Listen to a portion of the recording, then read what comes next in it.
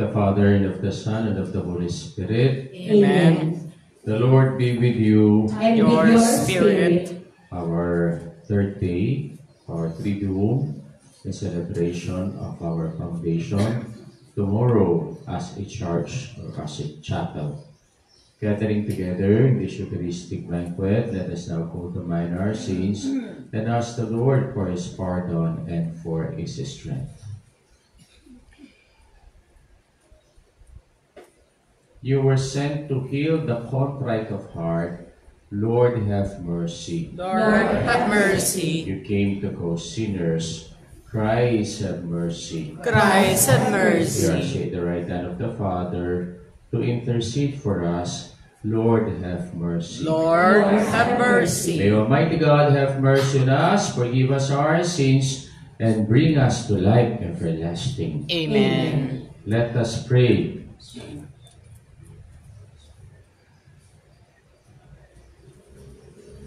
Almighty ever-living God, who in the abundance of your kindness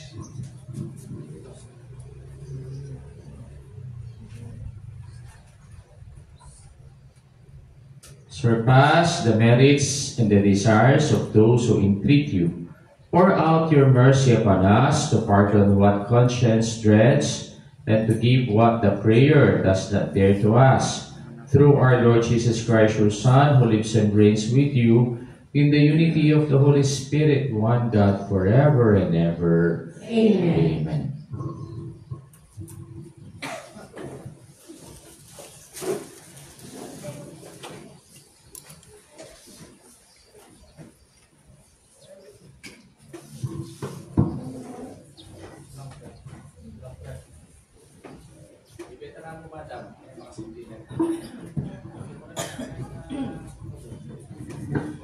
A reading from the book of the prophet Jonah.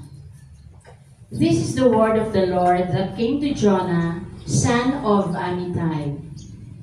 Set out for the great city of Nineveh and preach against it. Their wickedness has come up before me. But Jonah made ready to flee to Tarshish away from the Lord. He went down to Joppa, found a ship going to Tarshish, paid the fare, and went aboard to journey with them to Tarshish, away from the Lord. The Lord, however, hurled a violent wind upon the sea, and in the furious tempest that arose the sea was on the point of breaking up. Then the mariners became frightened, and each one cried to his God. To lighten the ship for themselves, they threw its cargo into the sea.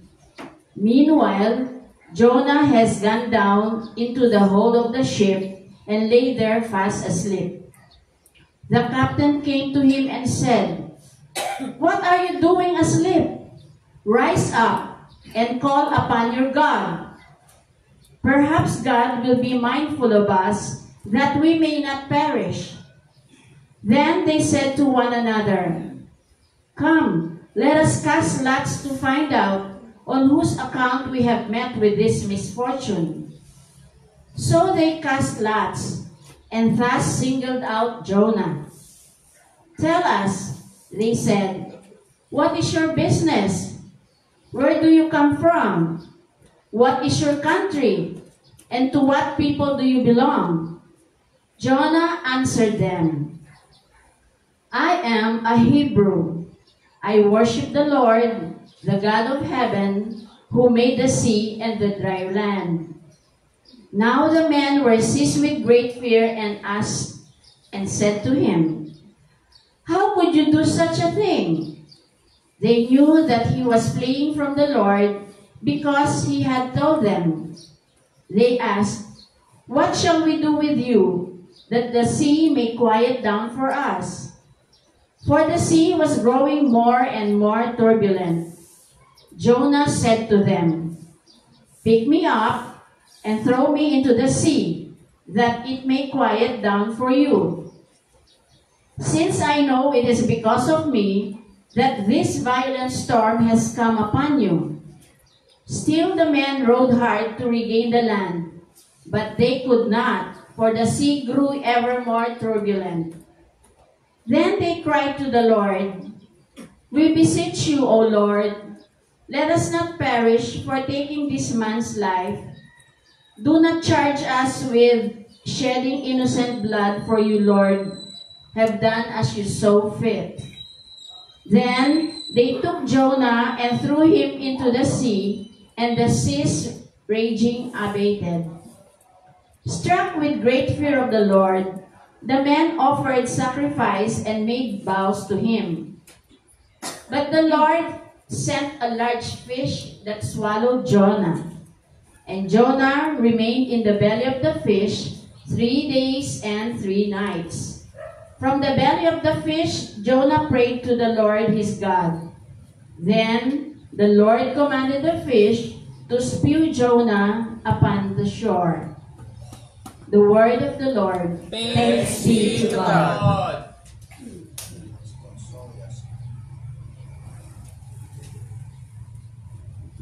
You will rescue my life from the pit, O Lord.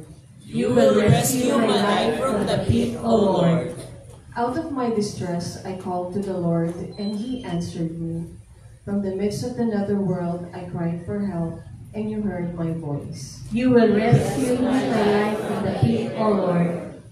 For you came into the deep, into the heart of the sea, and the flood enveloped me. All your breakers and your billows passed over me. You will rescue my life from the pit, O Lord.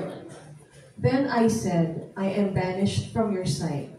Yet would I again look upon your holy temple. You will rescue my life from the pit, O Lord. When my soul fainted within me, I remembered the Lord. My prayer reached you in the holy temple. You will rescue my life from the pit of the Lord. Please stand to honor the Holy Gospel.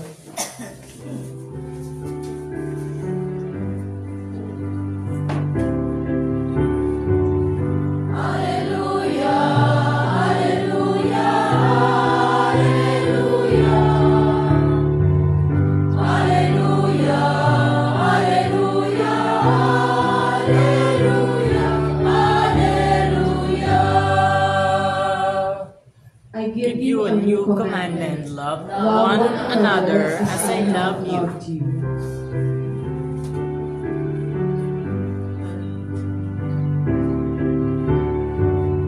Alleluia, alleluia, alleluia. Alleluia, alleluia, alleluia, alleluia. The Lord be with you. And your spirit. Reading from the Holy Gospel according to Luke. Glory to you, O Lord. There was a scholar of the law who stood up to test Jesus and said, "Teacher, what must I do to inherit eternal life?" Jesus said to him, "What is written in the law? How do you read it?" He said in reply, "You should love the Lord your God with all your heart, with all your being, with all your strength, and with all your mind, and your neighbor as yourself." He replied to him, "You have answered correctly. Do this, and you will live." But because he wished to justify himself, he said to Jesus, "And who is my neighbor?" Jesus replied, "A man fell victim to robbers as he went down from Jerusalem to Jericho. They stripped and beat him and went off, leaving him half dead.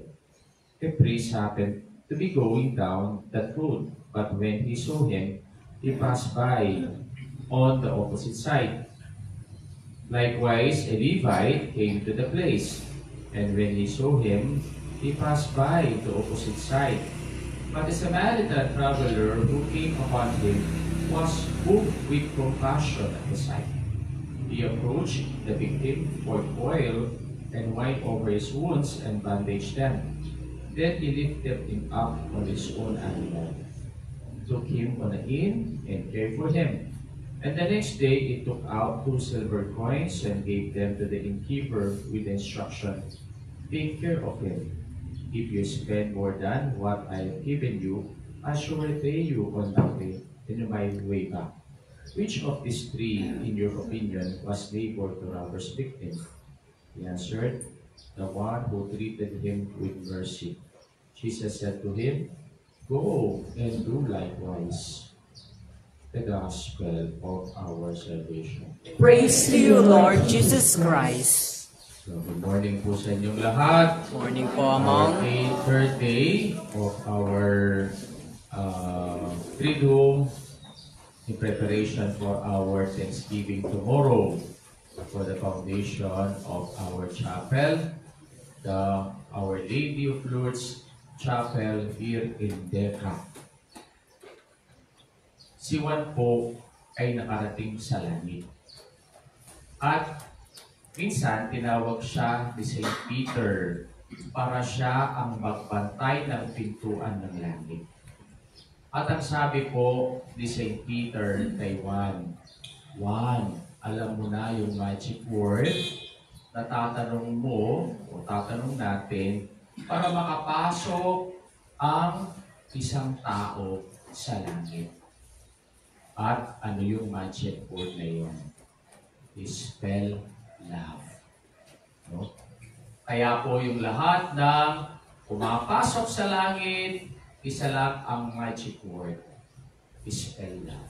Spell love na natin. L-O-V-E. Alam natin yan, no? Kahit nakapikit tayo, alam natin yung spelling ng love.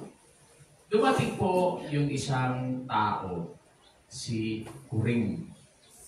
At ang sabi po ni Juan kay Kuring, Kuring, bago ka pumasok sa langit, spell love.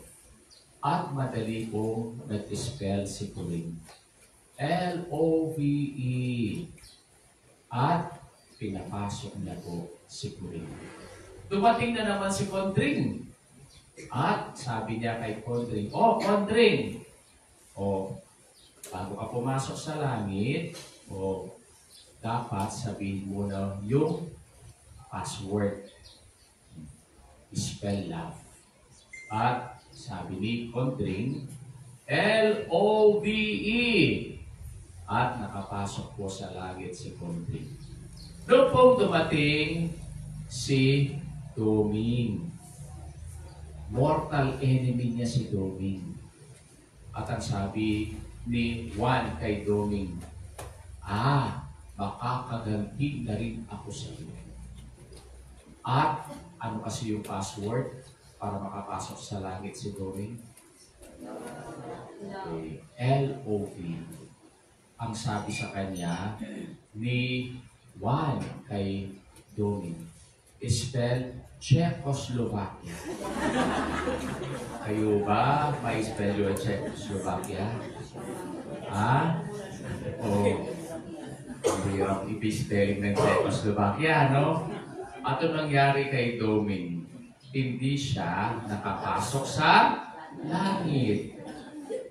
Sa gospel natin ngayon, may isang gustong pumasok sa langit. Ito po, siya ay isang scholar of the law. Isa po siyang abogado. At hindi lang po siya isang ordinaryong abogado, kundi po siya abogado na de Campanilla. Scholar nga siya ng pakase. No? At ang tanong niya sa ating Panginoon, Teacher, what must I do to inherit eternal life? And Jesus said to him, what is written in the law? How do you read it? At ano yung sagot niya? The password. Ano kasi yung password? L-O-V-E. Siya ang sumagot sa kanyang tanong. At ang sabi niya, you should love the Lord your God with all your heart, with all your being, with all your strength, and with your mind, and your neighbor as yourself. And then, it replied to him, you answered correctly. O nga naman, scholar of the law hindi mo alam yung basic. The basic commandment on love. That is why our Lord challenged him. Alam mo pala, ang batas, do this and you will Live. Mahal ka lang at ikaw ay mabubuhay. No? Pero, dahil gusto niyang i-justify yung kanyang sarili, anong tanong niya? Sino bang mamahalin ko? Who is my neighbor? Oh. Alam niyo sa mga Hudyo, pag sinabi mong who is my neighbor, yun lang kamag-anak niya.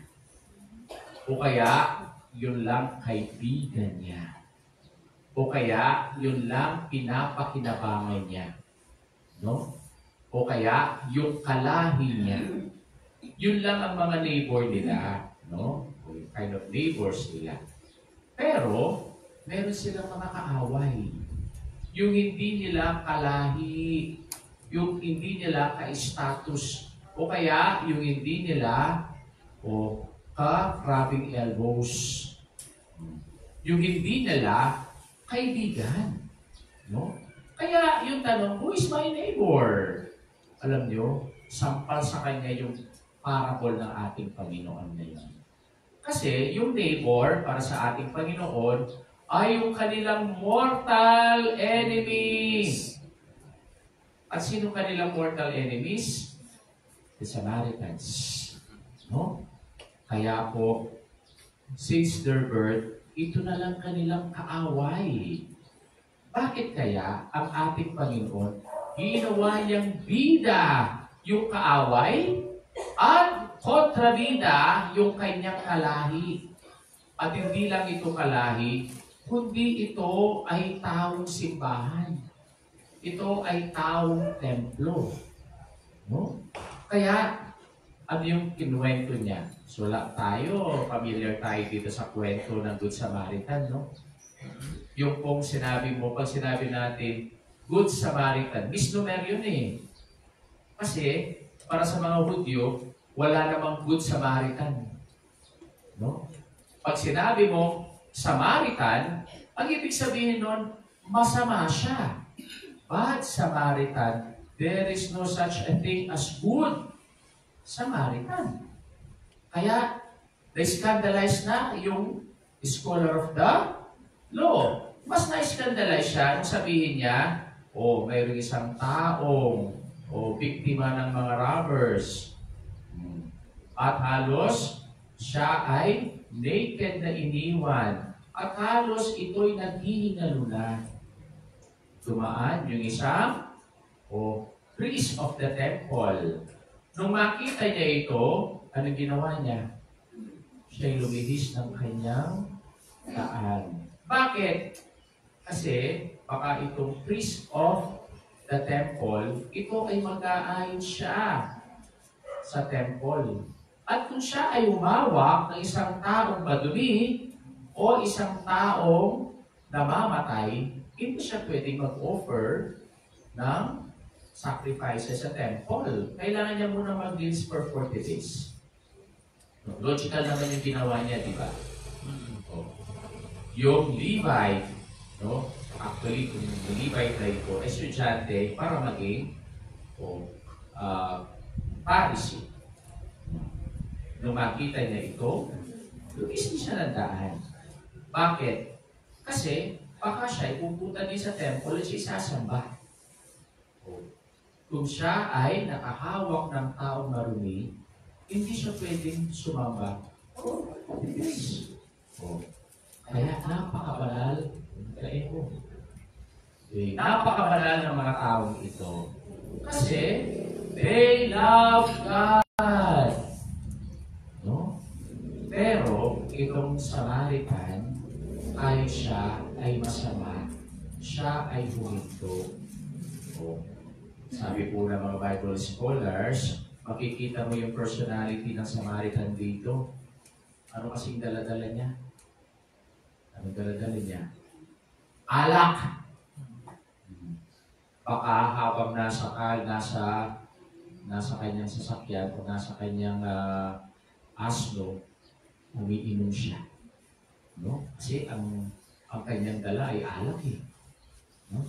Pero, kahit siguro siya ay lasing-lasing o kaya tipsy siya, nung makita niya itong tao na nangangailangan o O, anong sabi ng ating gospel? He was moved with compassion. No? O, alam niyo, anong itsura ng pag-ibig? Tignan mo nga yung mga katabi ninyo. Mukha pa silang kaibig-ibig. O kaya, mukha pa silang sinusumpa. O, mukha pa tayong kaibig-ibig. Sometimes, no, yung mga iniibig lang natin, yung gusto lang natin ibigin. Pero, yung kaaway natin, keber, pakya lang po sa'yo. Diba? Ano ka na? Nonchalant. O, nonchalant ako sa'yo. No? Akala natin kasi, yung mukha ng pag-ibig ay ang puso lang. No? But, the face of love is compassion. The face of love is mercy. Kaya ito yung pinakita niya dito sa ating gospel. Yung naawa siya at mayroon siyang ginawa. Yun ang ibig sabihin ng compassion. Minsan tayo naaawa lang eh. Ay nakakaawa siya. May sakit siya. Ay nakakaawa siya. O, gulit-gulit yung kanyang damit. Ay nakakaawa siya. Wala siyang makain. Nang-awa lang tayo. Pero may ginawa pa tayo.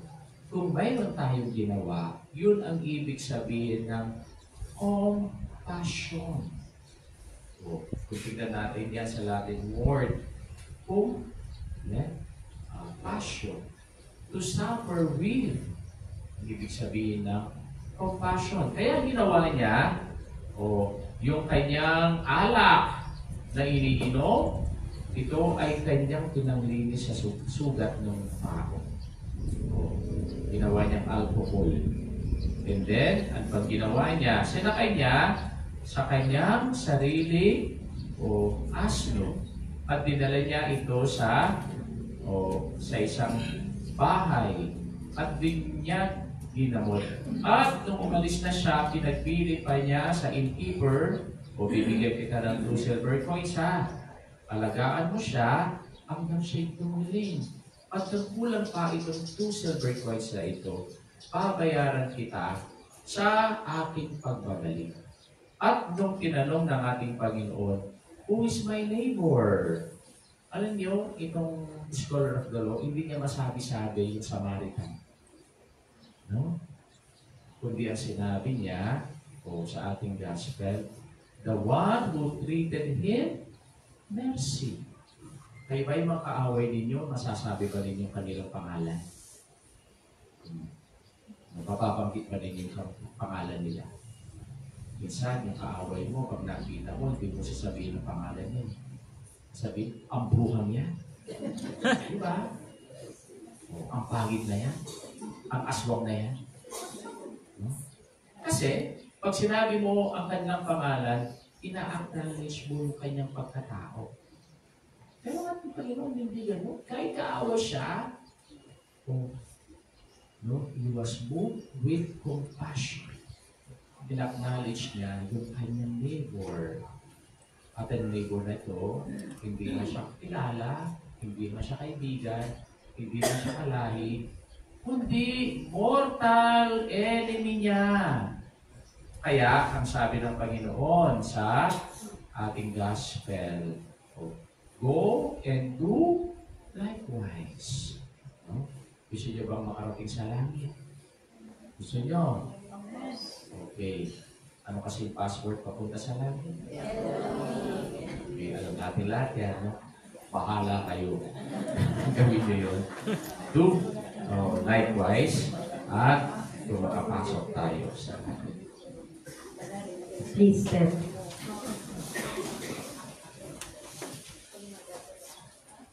Jesus told the parable of the Samaritan to answer the question, who is my neighbor? But to ask, who was my neighbor to the victim?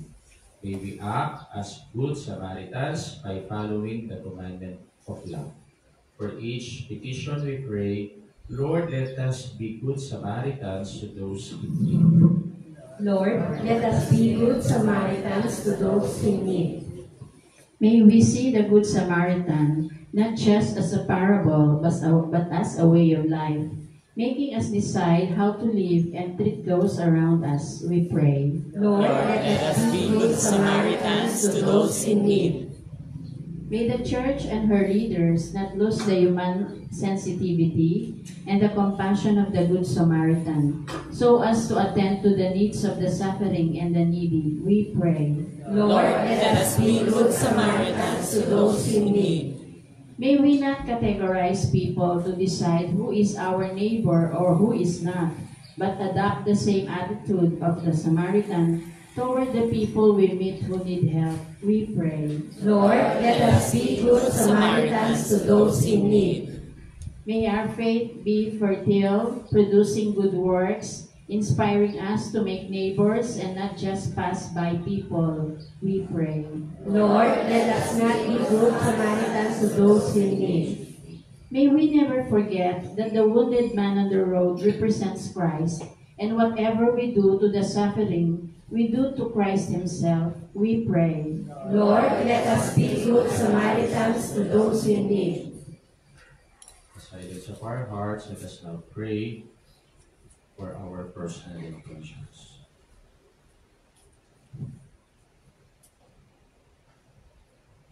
Merciful Father, Jesus is telling us to go and do likewise, following the compassion and service of the Good Samaritan.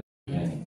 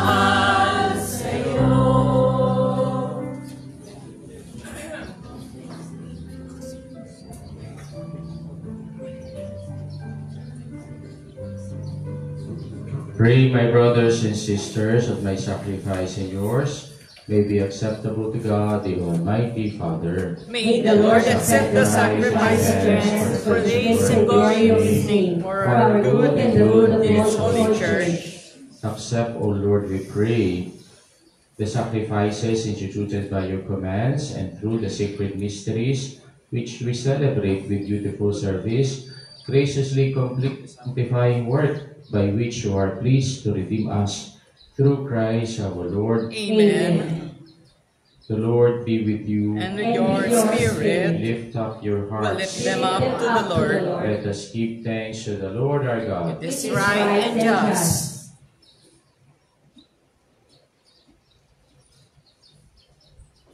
It is truly right and just, our duty and our salvation, always and everywhere to give you thanks, Lord, Holy Father, Almighty and Eternal God. For in goodness you created man, and when he was justly condemned, in mercy redeemed him through Christ our Lord. Through him, the angels praise your majesty, dominions adore, and powers tremble before you. Heaven and virtues of heaven and the blessed seraphim worship together with exaltation.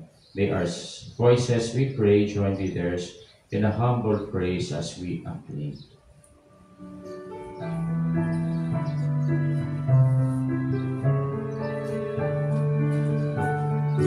Holy, holy, holy, Lord God of hosts. Heaven and earth are full of your glory, full of your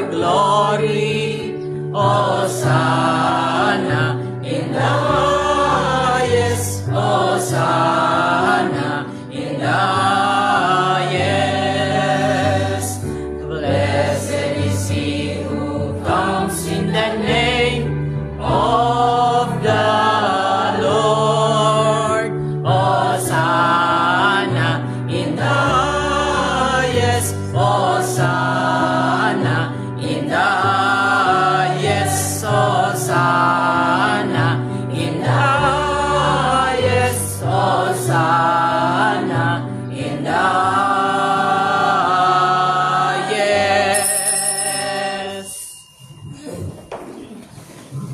You are indeed holy, O Lord, the fount of all holiness.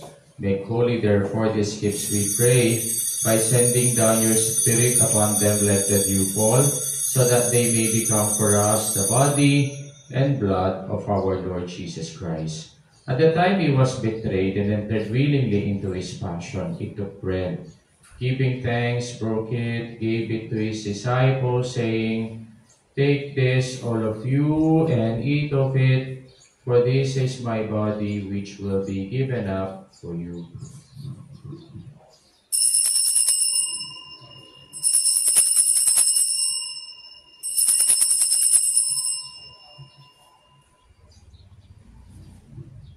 In a similar way, when supper was ended, he took the chalice, and once more giving thanks, he gave it to his disciples, saying, "Take this, all of you, and drink from it, for this is a chalice of my blood, the blood of the new and eternal covenant, which will be poured out for you and for many, for the forgiveness of sins. Do this in memory of me."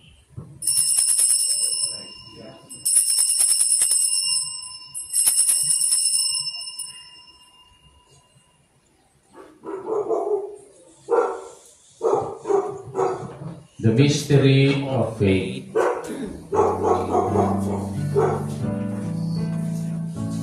When we eat this bread and drink this cup, we proclaim your death, O Lord, until you come again.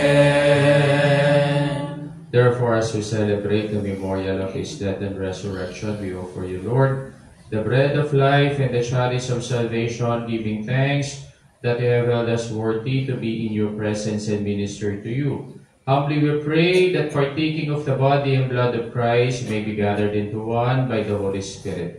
Remember, Lord, your church has spread throughout the world, and bring her to the fullness of charity, together with Leo our Pope, Florentino our Bishop, and all the clergy. Remember also our brothers and sisters who have fallen asleep in the hope of the resurrection, and all who have died in your mercy. Welcome them into the light of your face. Have mercy on us all, we pray, that with the Blessed Virgin Mary, Mother of God, with Saint Joseph, her spouse, with the blessed apostles, and all the saints who have pleased you throughout the ages, we may merit to be co-heirs to eternal life, and may praise and glorify you through your Son, Jesus Christ. Through him, with him, and in him, O God, Almighty Father, in the unity of the Holy Spirit, all glory and honor is yours forever and ever.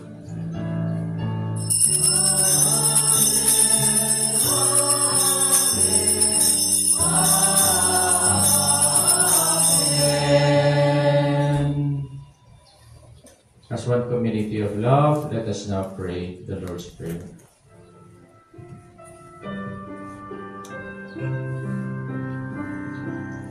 Our Father, who art in heaven, hallowed be thy name. Thy kingdom come, thy will be done, on earth as it is in heaven. This day our daily bread, and forgive us our trespasses, as we forgive those who trespass against us. And lead us not into temptation, but deliver us from evil.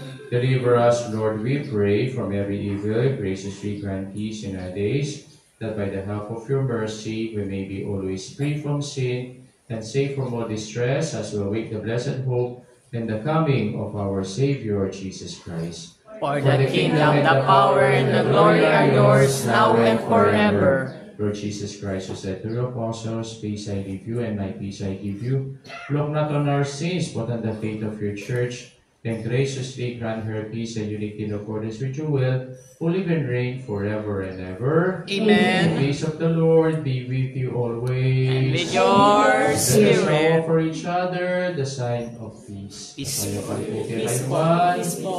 Peace po. Peace po. Peace po.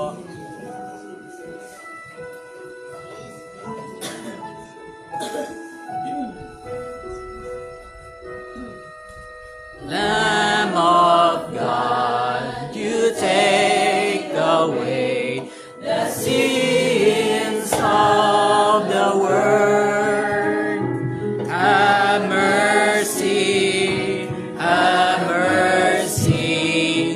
on us. Lamb of God, you take away the sins of the world. Have mercy on us.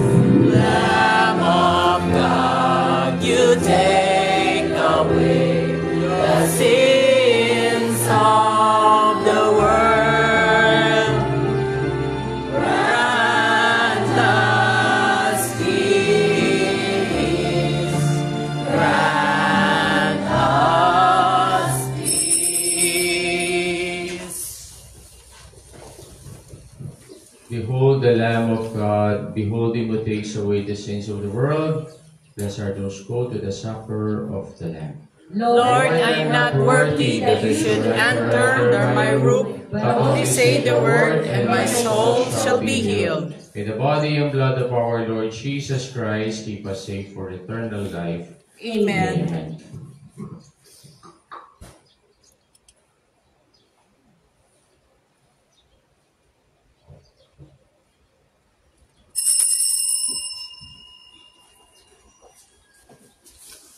Awa ng Kristo. Awa ng Kristo.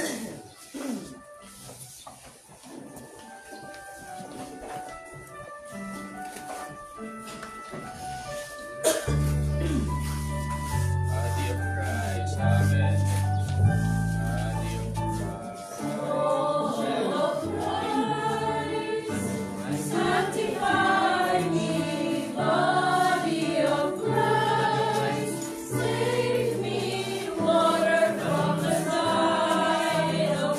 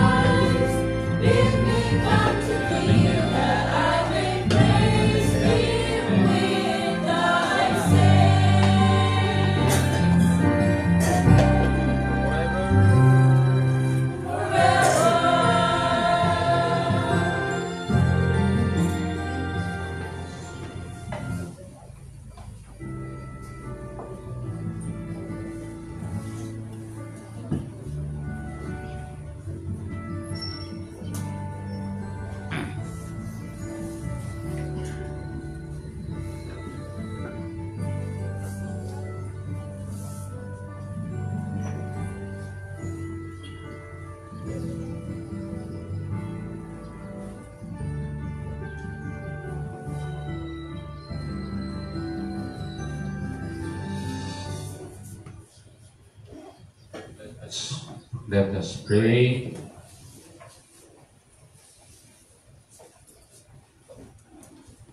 Grant us, Almighty God, that we may be refreshed and nourished by the sacrament which we have received, so as to be transformed into what we consume through Christ our Lord. Amen. Ating pong Thanksgiving Mass bukas at 5 p.m.